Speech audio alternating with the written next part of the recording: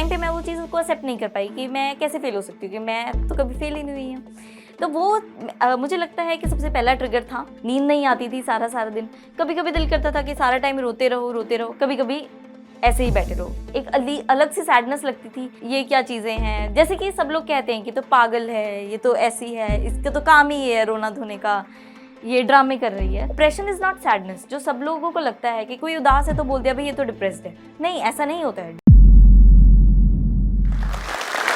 क्या आप लोगों को कभी ऐसा फील हुआ है कि आप लोग बेड पे हैं, आपको बहुत सैड लग रहा है, आपका उठने का मन कर रहा है, बट आपके अंदर उतनी एनर्जी नहीं है कि आप उठ पाएं, या फिर आपको भूख लग रही है and still you are feeling कि आपको नहीं कुछ खाना है। आपको कभी कभी दिल करता है कि आप सारा दिन सोते रहें और कभी कभी दिल करता है कि सारा दिन जागते ही रहें। आपको कभी कभी लगता है कि आपको हंसना है, कभी कभी लगता है आपको बहुत ज़्यादा रोना आ रहा है। प्यार नहीं है, ये कुछ और है, and that is really mental health issue. आज हम उसी के बारे में बात करेंगे। मैं अपनी एक स्टोरी आप सबसे शेयर करना चाहूँगी। तो मैं एक स्कूल और कॉलेज की बात करूँ तो मैं एक बहुत ही बबली, कॉन्फिडेंट, स्टूडियस, एक टॉपर रही हूँ हमेशा। मुझे एक्स्ट्रा करिकुलर एक्टिविटीज़ में बहुत ज़्यादा मैं हमेशा से इन्वॉल्व रही हूँ, full of confidence and full of life. But college के बाद क्या है, जैसे कि हर किसी की लाइफ में होता है, अब क्या करना है क्या नहीं करना। मैंने भी डिसाइड किया अपने करियर को लेकर कुछ, कि मैं एक पर्टिकुलर चीज़ करूँगी।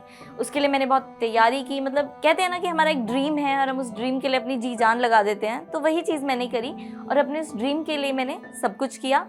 बट इवेंचुअली मैं वो क्लियर नहीं कर पाई। जब मेरा रिजल्ट आया 2017, आई स्टिल रिमेंबर, तो मैं उस एग्ज़ाम में फ़ेल हो गई। और वो मेरे लिए सबसे बड़ा शॉक था, क्योंकि मैं आज तक कभी फेल ही नहीं हुई हूँ, मैं तो टॉपर रही हूँ।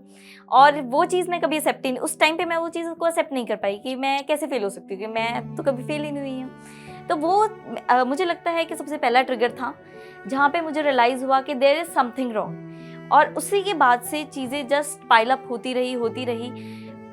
ये जो मेरा स्टेट था मेंटल, जो मेरी हेल्थ टोटली डिटीरियरेट हुई, ये मुझे सबसे पहले रियलाइज़ हुआ कि जब मैं अपनी फ्रेंड के साथ पढ़ रही थी।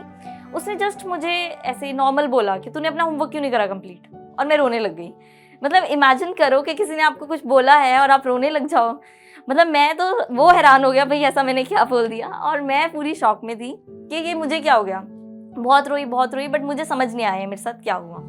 सेम ऐसा ही था कि हम लोग टेस्ट सीरीज ज्वाइन की थी, हम वहाँ जाते थे, टीचर्स हमसे पूछते थे क्वेश्चंस, डाउट्स, और मैं कुछ बोल ही नहीं पाती थी। एक बार क्लास में ऐसा हुआ कि टीचर ने मेरा पेपर पूछा कि ये किसका पेपर है, और मेरे में इतना भी कॉन्फिडेंस नहीं था कि मैं बोल सकूं कि ये मेरा पेपर है। मतलब मैं सोच रही हूँ कि वो लड़की जो इतनी कॉन्फिडेंट थी, एक्स्ट्रा करिकुलर एक्टिविटीज़ करती थी, आज उसमें इतनी हिम्मत नहीं है कि वो इतना भी बोल सके। तो यहाँ से ही मतलब इस तरह से इंसिडेंट हुए जहाँ पे मैं सोच में पड़ गई कि ये एक्चुअली हो क्या रहा है मेरे साथ। मैं बहुत ज़्यादा चिड़चिड़ी हो गई थी। मुझे याद है कि मेरे फादर एक बार मुझे 5 मिनट लेट लेने आए, और मैं बस चिल्लाने लगी कि आपको पता नहीं है टाइम इतना लेट आए हो, ऐसे करके। तो ये मतलब समझ नहीं पा रही थी क्या हो रहा है, क्योंकि मुझे नहीं पता। जैसे आज अब हम लोग टर्म सुनते हैं, डिप्रेशन, एंग्जाइटी, मैंने कभी नहीं सुना था, ना मैं इन चीज़ों के बारे में अवेयर थी। एक दिन रैंडमली ऐसे ही जस्ट पढ़ते हैं तो न्यूज़पेपर में मैंने पढ़ लिया मेंटल हेल्थ के बारे में। तो मुझे रियलाइज़ हुआ, अरे ये तो वही सब चीज़ें हैं जो मेरे साथ हो रही हैं। मुझे भूख नहीं लगती थी, मैं इतनी फूडी हूँ, बहुत खाना अच्छा लगता है, बट भूख ही नहीं लगती थी। नींद नहीं आती थी सारा दिन, कभी कभी दिल करता था कि सारा टाइम रोते रहो, कभी कभी ऐसे ही बैठे रहो। एक अलग सी सैडनेस लगती थी। मतलब जो पढ़ाई जो मुझे शुरू से हमेशा अच्छी लगती थी, उसमें मेरा दिल नहीं लग रहा था। छोटे छोटे डिसीजंस नहीं ले पा रही थी। जो लड़की इतनी कॉन्फिडेंट थी, अब वो किसी के सामने बोल भी नहीं सकती थी। तो ये सब चीज़ें मुझे बहुत ज़्यादा डिस्टर्ब करने लगी थी। एंड द प्रॉब्लम इज, मेरे पास दोस्त नहीं थे, क्योंकि जब मैंने अपनी पढ़ाई स्टार्ट करी तो उस टाइम पर सभी दोस्तों से कट ऑफ हो गया, आइसोलेट हो गई। तो अब कोई रहा नहीं कि किससे मैं डिस्कस करूं। तो जब मैंने न्यूज़पेपर में पढ़ा तो आई फील कि अब कुछ करना चाहिए। तो मैंने जस्ट सर्च आउट किया ऑनलाइन, तो टेस्ट वगैरह लिए, ऑनलाइन होते हैं क्लिनिकल डिप्रेशन टेस्ट। तो उसमें उन्होंने रिकमेंड किया कि आपको डिप्रेशन है, आपको किसी डॉक्टर के पास जाना चाहिए। अब समझ नहीं आ रहा था क्या करूं, किसको बताऊं, कैसे करूं सब मैनेज। तो मैंने डिसाइड किया, बिकॉज एज अ स्टूडेंट मेरे पास इतने पैसे नहीं थे कि मैं किसी साइकियाट्रिस्ट की फीस पे करूं। तो एक गवर्नमेंट हॉस्पिटल में मैंने देखा साइकियाट्रिक डिपार्टमेंट होता है, मैं वहाँ गई। जब मैं वहाँ गई अपॉइंटमेंट लेके, दे आस्क्ड मी क्या हुआ, and that was the moment I started crying. इतने महीने से जो मैं पाइल अप हो रखी थी चीज़ें, मैं कुछ बोल नहीं पाई, सिर्फ मैं रोने लगी और बहुत देर तक रोती रही। एंड तब मुझे रियलाइज़ हुआ कि एक्चुअली में कुछ गड़बड़ है। वहाँ से ये मेरा स्टार्ट हुआ कि उन्होंने मेरी पूरी हेल्प करी, थेरेपी सेशंस हुए, उन्होंने मुझे सुना। वहाँ पे मुझे एक चीज़ रियलाइज़ हुई, मैं वहाँ पे बहुत खुल के बात कर पाती थी, क्योंकि वो लोग मेरे कहने पे मुझे जज नहीं कर रहे हैं। मैं कुछ भी कह रही हूँ, वो मुझे कुछ बुरा नहीं कह रहे हैं, वो मुझे जज नहीं कर रहे हैं, तो वहाँ मैं अपने आप को ओपन रखती थी। And that is the main thing कि मैं इस तरीके से अपने आप को ओवरकम कर पाई, क्योंकि वहाँ पे नॉन जजमेंटल लोग थे। मतलब मैं बहुत थैंकफुल हूँ कि मैं वहाँ गई। एंड सबसे बड़ी बात कि मैंने किसी को कभी कुछ बताया ही नहीं। एक बार जब मुझे मेरे डॉक्टर ने कहा कि आपको अपनी फैमिली को बताना चाहिए, मैंने उन्हें बताया, बट उनका रिएक्शन अच्छा नहीं था। दे वर लाइक कि ये क्या कर रही है। उन्होंने मुझे कहा था कि अपनी फैमिली को लेके आना है यहाँ पे, कि हमें उनसे बात करनी है, बट दे वर लाइक कि नहीं, ये क्या चीज़ें हैं। जैसे कि सब लोग कहते हैं कि तो पागल है, ये तो ऐसी है, इसका तो काम ही है रोना धोने का, ये ड्रामे कर रही है। तो वही उनका भी रिएक्शन था, जो कि मुझे बहुत ज़्यादा बुरा लगा। तो मैं एक्सपेक्ट करती थी कि वो शायद एक केयर से मुझे पूछें कि क्या हुआ। सिर्फ मुझे इतना चाहिए था कि कोई पूछे क्या हुआ। तो शायद डॉक्टर ने मुझे जब पूछा क्या हुआ, मैं रो पड़ी। सिर्फ इतनी सी बात थी। तो जब इवन वो लोग गए इतना होने के बाद मेरे साथ डॉक्टर के पास, बट उसके बाद भी वही, they are not ready to accept कि हाँ उनकी बेटी के साथ कुछ ऐसा है। बिकॉज हमारी सोसाइटी में ये माना जाता है ना कि ये एक पागल है, ये जो क्योंकि हम लोग क्या है, फिजिकल हेल्थ को इम्पोर्टेंस देते हैं कि आपके ऑर्गन्स प्रॉब्लम आ रही है, आपको बैक पेन हो रही है, तो ये प्रॉब्लम है। बट आप मेंटली आप परेशान हो, इस चीज़ को कोई भी इंपॉर्टेंस नहीं देता है। बट हमें ये चीज़ भी सोचनी चाहिए ना कि अगर आप मेंटली ही ठीक नहीं हो गई तो आप बाकी चीज़ें कैसे करोगे। कि हम लोग कई बार कहते हैं कि फ्रेंड्स ज़रूरी नहीं है। मैं कहूँगी फ्रेंड्स ज़रूरी हैं, जितनी ज़रूरी फैमिली है उतनी ज़रूरी ही फ्रेंड्स है।